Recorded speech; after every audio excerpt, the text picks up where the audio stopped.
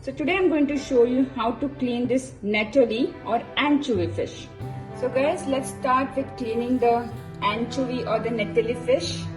The fresh fish I got from the fish market. I have to source some. This fish is very soft. There are no scales. I want to show that. And now I'm going to cut the tail.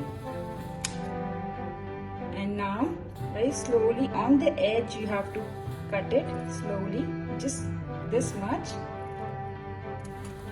So I'm going to cut a few more.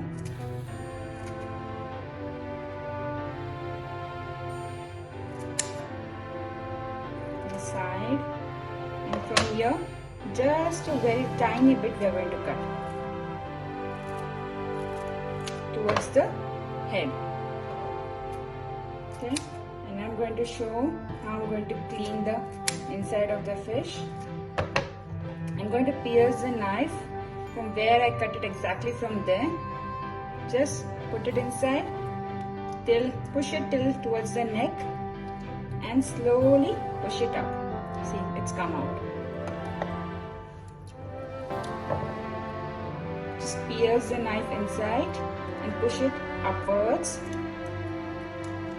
and slowly push it up. And here it's come outside.